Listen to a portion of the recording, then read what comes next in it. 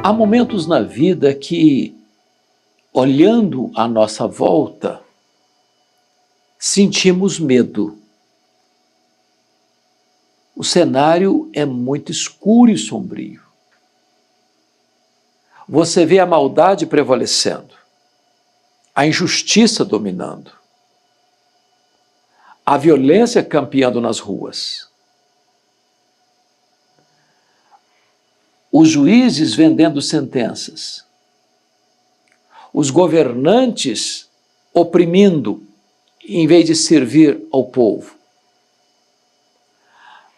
a religião desacreditada, as pessoas perdidas e confusas, porque os inimigos do homem são os da sua própria casa. A crise bateu à porta. O que fazer? Ainda há esperança? Esta é a mensagem do profeta Miqueias, no capítulo 7 do seu livro. Ele levantou a sua voz e denunciou os pecados da sua nação. Pecados cometidos pelos líderes, pelos governantes, pelos sacerdotes, pelos juízes, pelo povo. E aqui eu gostaria de trazer à sua mente esclarecida esse quadro que o profeta Miqueias traz. No verso 1, ele dá um ai de mim, ai de dor, de quem chora a dor do luto, ao ver o cenário da sua nação. Quando eu olho para o Brasil, a sensação é a mesma, de opressão, de corrupção, de perseguição, de crise política, de crise econômica, de crise moral, de crise espiritual. É um ai de dor. Mas no verso 2, ele vai dizer assim: pereceu da terra o piedoso, e não há entre os homens quem seja reto. Todos espreitam para derramar sangue, e cada um caça a seu irmão com rede. Ele está tão angustiado que ele olha pela vitrine e não vê ninguém mais. Não dá para confiar em ninguém mais. As relações não são fraternais mais. Há um ambiente de hostilidade, onde cada um quer destruir o outro. Não é o inimigo declarado, é gente irmã, do mesmo sangue, talvez que mora debaixo do mesmo teto, que frequenta a mesma assembleia, que mora no mesmo bairro. Gente que não confia mais em ninguém. E no verso 3, ele é mais específico, porque Miqueias traça o cenário de um Estado formado, preparado, forjado para o mal. O aparelhamento do Estado para o mal. Escute a leitura do versículo 3. As suas mãos estão sobre o mal e o fazem diligentemente. O príncipe exige condenação, o juiz aceita suborno, o grande fala dos maus desejos de sua alma, e assim todos eles, juntamente, urdem a trama. O que é isso senão um conluio do crime? O que é isso senão o ajuntamento das forças que governam, dos poderes constituídos, juntamente com a supremacia econômica, juntos urdem a trama para se aproveitarem do sistema, para se locupletarem diante do cenário. E isso o profeta Miqueias está vendo na sua nação 700 anos antes de Cristo. Quando ele afirma que o príncipe exige condenação.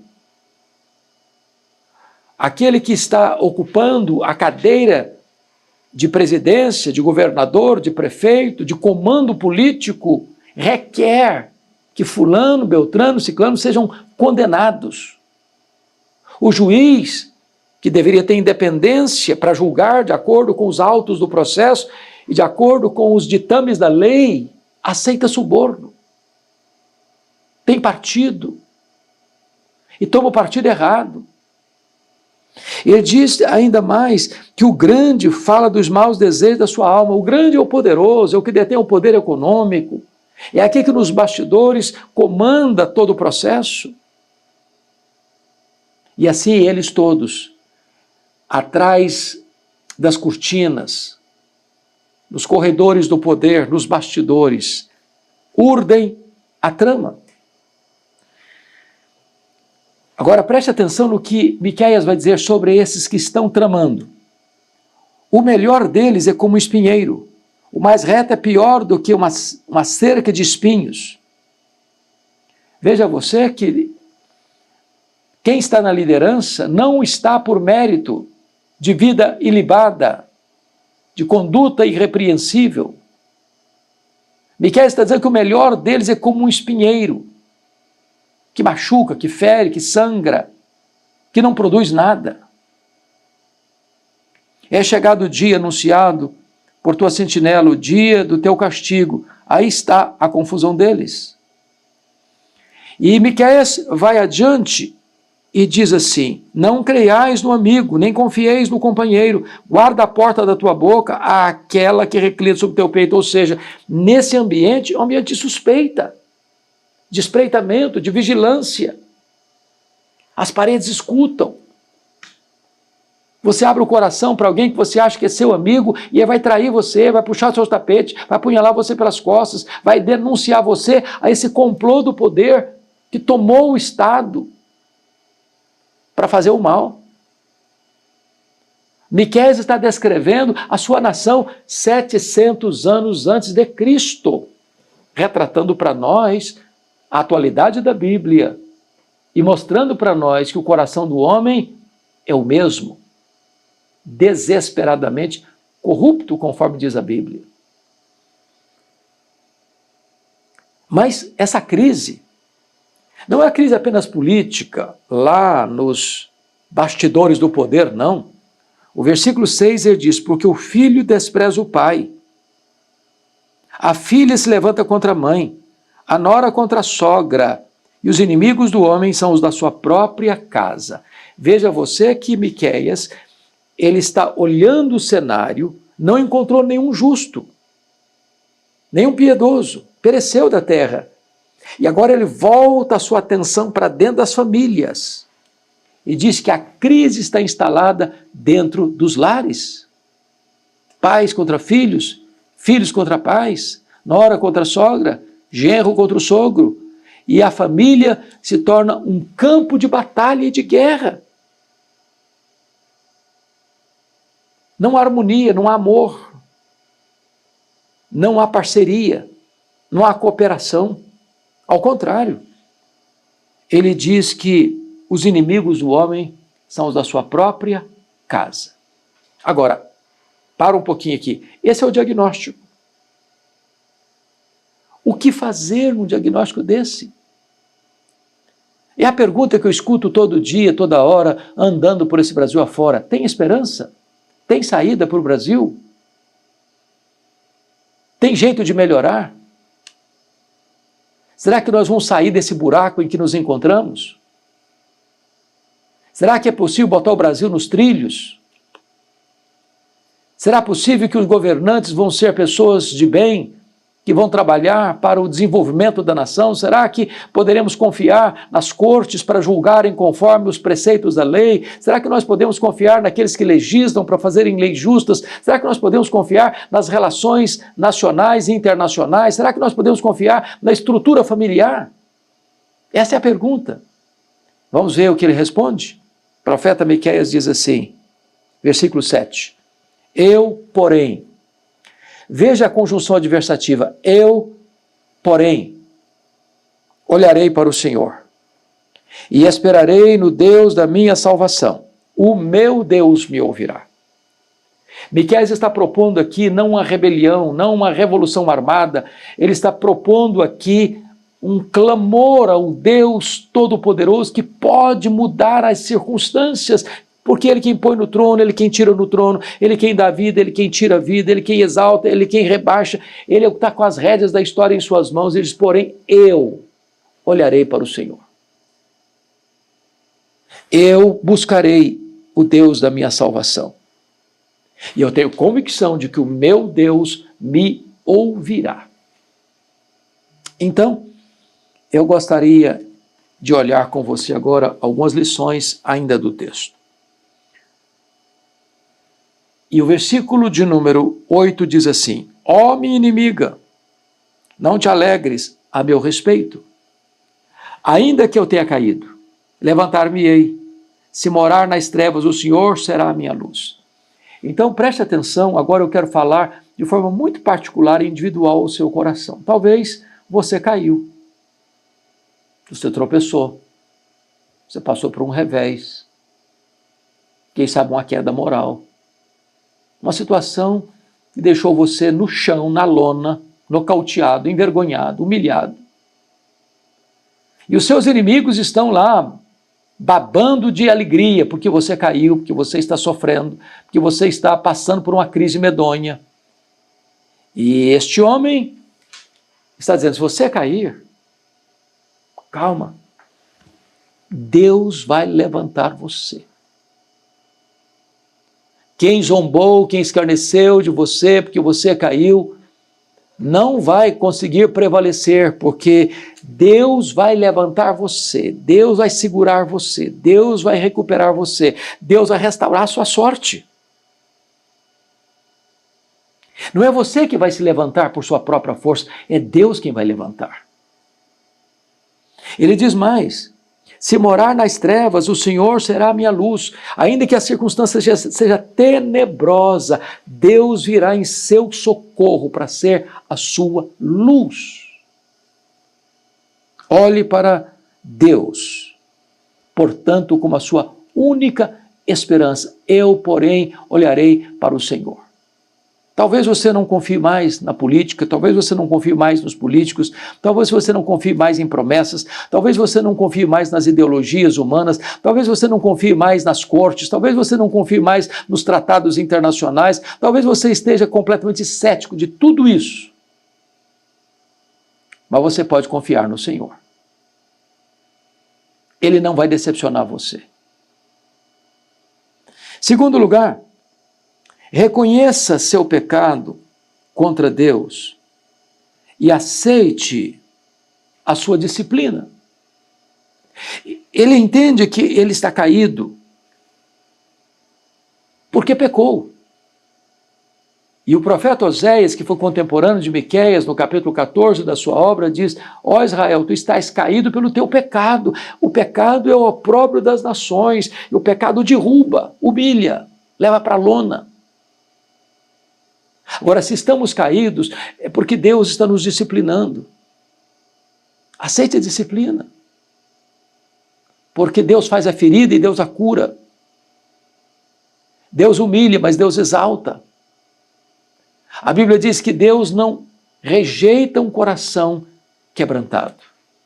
Mas em terceiro lugar, lembre-se que Deus nunca vai abandonar você. Ainda que eu tenha caído, levantar-me-ei. Se morar nas trevas, o Senhor será a minha luz.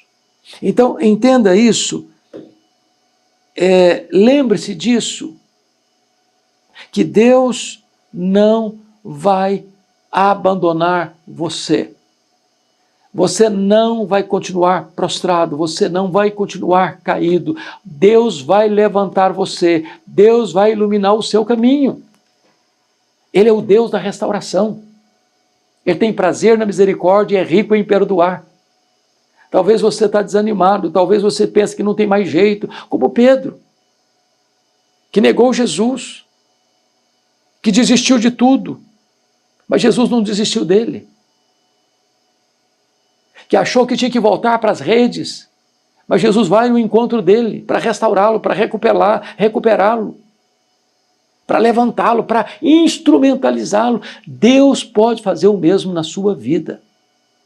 Mas ainda, finalmente, saiba que Deus cobrirá você com a sua justiça. O versículo 9 diz: sofrerei a ira do Senhor, porque pequei contra ele, até que julgue a minha causa e execute o meu direito. Ele me tirará para a luz, e eu verei a sua justiça. Note isso. O pecado tem consequência. E Deus nos disciplina, não porque nos rejeita, não porque não nos ama, exatamente porque Ele nos ama é que Ele nos disciplina, porque se nós não fôssemos filhos ou bastardos, Ele nos deixaria a nossa própria sorte, mas porque somos filhos, quando erramos, quando pecamos, quando transgredimos, Ele nos disciplina, mas não nos abandona. Ele nos recupera. Ele me tirará para a sua luz, e eu verei a sua justiça, a justiça de Cristo imputada a nós.